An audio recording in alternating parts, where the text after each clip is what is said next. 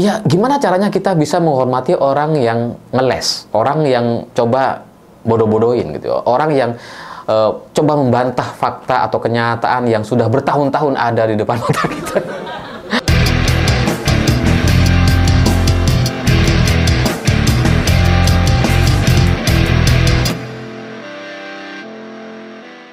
Selamat malam semuanya. Hari ini Budi Ari tiba-tiba mengatakan bahwa Projo itu tidak pernah pro Jokowi. Sejak awal Projo itu adalah bahasa Sansekerta, artinya rakyat negara.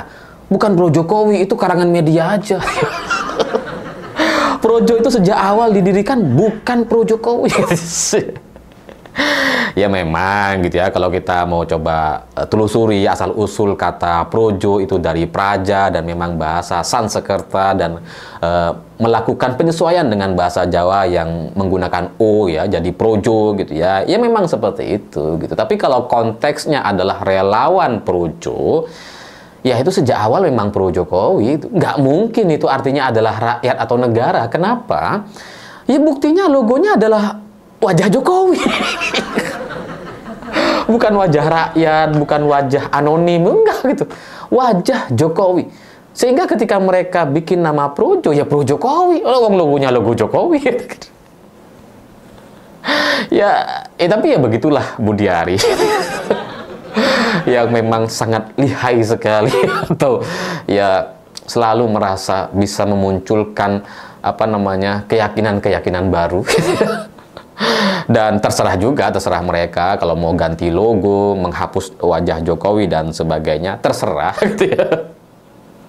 Tapi saran saya sebaiknya itu ya diakui sajalah bahwa selama ini mereka memang pro Jokowi gitu. Makanya kemudian menggunakan wajah Jokowi sebagai logonya, dan setelah ini mereka akan bertransformasi, berganti nama, berganti logo gitu ya, dari pro Jokowi menjadi Projo Sansekerta ya, yang kemudian nanti logonya juga akan diubah, bukan lagi wajah Jokowi. Akui saja gitu. Apa susahnya sih? Kalian kan sudah menikmati banyak sekali fasilitas dan uang yang luar biasa dari Jokowi ketika menjadi presiden.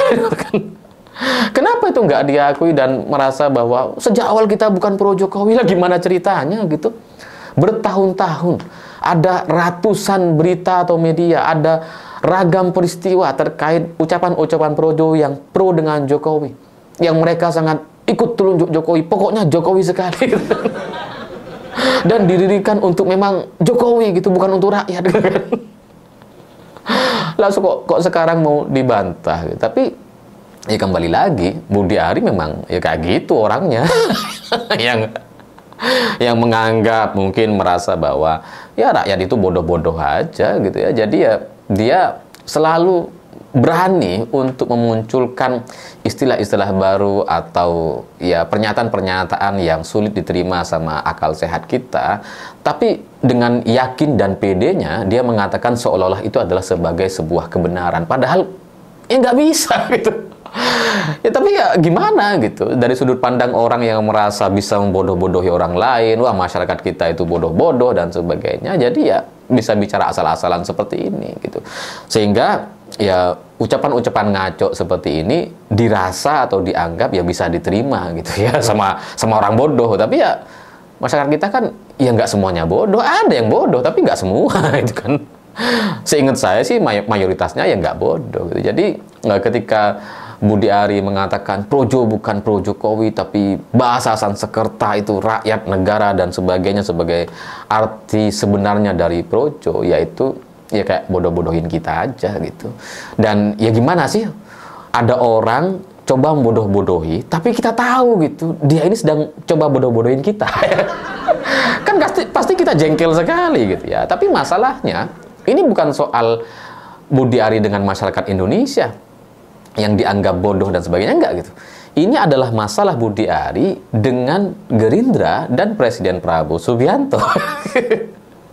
Ya karena ketika Budi Ari mengatakan demikian di media bahwa Projo itu bukan pro Jokowi, itu adalah bahasa Sansekerta dan sebagainya, itu kan juga ditujukan kepada Gerindra, semua orang Gerindra, Prabowo Subianto dan termasuk Dasko yang kemarin hadir di Kongres Projo ketiga. Saya nggak bisa bayangkan gitu ya, bagaimana perasaan Dasko Prabowo Subianto ketika mendengar pernyataan Budi Ari bahwa projo itu bukan pro Jokowi. Saya nggak habis pikir tuh gimana tuh perasaan mereka. Pasti kan mereka merasa bahwa ya gimana cara memahami pernyataan Budi Ari gitu.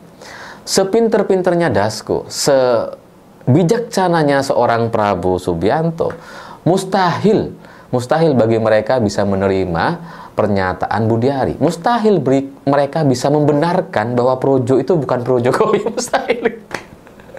Ya katakanlah meskipun ada bahasa Sanskerta sebagai asal usul dan sebagainya, ya tapi itu cuma dibuat kebetulan aja gitu. Sengaja dibuat seperti itu. Tapi kalau dari sisi soal cara dan tujuan pembentukan relawan ini sejak awal, ya pro Jokowi. Logonya logo wajah Jokowi. Jadi ya bagi Dasko, bagi Presiden Prabowo Subianto, ini mustahil bisa diterima. Karena alasan-alasan yang seperti ini tuh kayak alasan yang bodoh-bodohin, alasan yang dibuat-buat atau kekanak-kanakan, yang mungkin berharap, Budi Ari berharap bahwa orang-orang yang mendengarkannya bisa menerima dan meyakininya sebagai sebuah kebenaran. Ya, ya kalau saya jadi Dasko dan Prabowo Subianto, ya makanya saya merasa akan tersinggung sekali dengan ucapan-ucapan yang seperti itu. Ya karena udah jelas gitu ya, udah jelas nipunya gitu, udah jelas bohongnya. Kok masih pede bicara di media gitu ya. Jadi ya untuk masuk ke dalam politik atau masuk ke dalam lingkaran elit, rasanya Budi Ari tidak bisa lagi menggunakan cara-cara yang sama atau cara-cara yang kayak gitu lagi gitu. Ya mungkin selama ini dia berhasil gitu ya. Ya main tipu sana tipu sini, main perubahan kata gitu ya.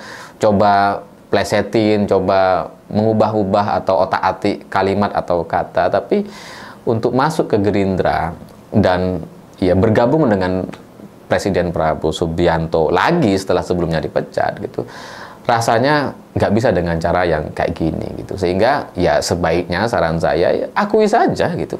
Akui saja projo sebelumnya memang adalah pro Jokowi dan sekarang bertransformasi menjadi projo dalam bahasa Sanskerta karena mereka nggak mau ganti nama dan mengubah logonya. Ya lebih baik lagi ganti nama relawan sekalian, bukan projo, jadi probo misalkan gitu ya.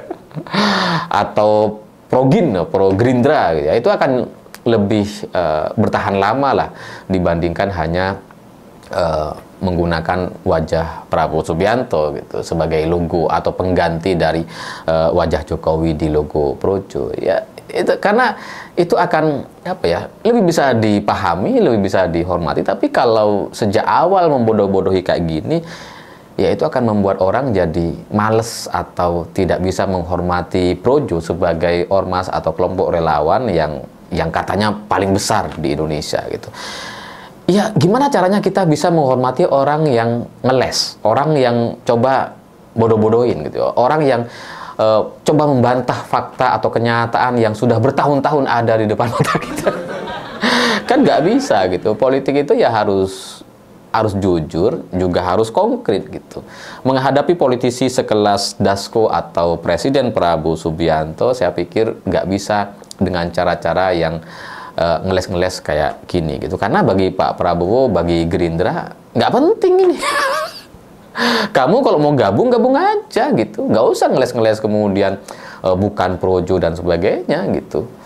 Lebih baik projo itu mengakui mereka melakukan taubatan nasuha, taubat nasional, sudah tidak lagi mendukung Jokowi dan sekarang ingin mendukung Presiden Prabowo Subianto. Itu akan lebih bisa dihormati.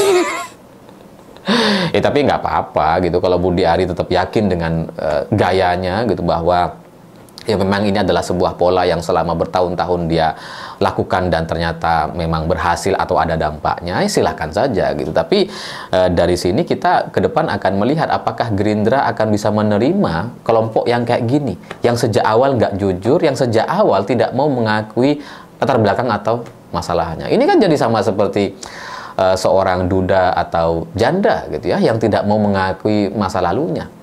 Padahal kalau diakui ya nggak apa-apa gitu. Setiap orang punya kesalahan, setiap orang bisa berubah, setiap orang bisa memilih jalan yang berbeda. Nah, kalau Projo kemudian sekarang mau berubah, ya kan boleh-boleh saja. Oh, mereka ganti logo aja boleh, masa ganti pilihan atau ganti dari Jokowi ke Prabowo nggak boleh gitu ya. Jadi harusnya Budi Ari itu yakin bahwa dia bisa berubah, dia bisa pindah haluan dan tidak perlu malu-malu terkait masa lalunya. Karena apa yang sudah dia dapatkan, apa yang sudah dia lakukan di masa lalu itu adalah sejarah yang tak terbantahkan. Itu bukan cerita di diary atau di buku-buku tulis. Itu semua orang tahu bahwa Projo itu pro Jokowi. Ya, kita lihat saja kalau dari prediksi saya, dengan cara-cara yang seperti ini, rasanya Gerindra tidak mudah untuk menerima. Mungkin Presiden Prabowo Subianto, Dasko, mungkin bisa menerima. Kalaupun nanti pada akhirnya Projo bisa masuk, Budi Ari bisa bergabung dengan Partai Gerindra, ya bisa saja gitu. Ya, kalau ketumnya bisa menerima, ya apa yang enggak gitu kan. Tapi di lingkungan Partai Gerindra, udah jelas itu tidak akan dihormati. Jadi ada dua kemungkinannya dan ini sama-sama nggak enaknya. Yang pertama, Budi Ari atau Projo ditolak masuk ke Gerindra. Yang kedua, dia bisa masuk tapi tidak bisa bergaul atau berkelompok atau berkomunikasi secara baik di internal Partai Gerindra. Pilih yang mana? Sama nggak enaknya. Tapi itulah konsekuensi dari pihak atau orang yang bermain-main dengan kata-kata. Itulah konsekuensi atau masalah orang yang tidak komit dan tidak jujur dengan apa yang sudah mereka lakukan selama bertahun-tahun yang lalu. Saya pikir itu. Terima kasih sudah menonton. Begitulah kura-kura.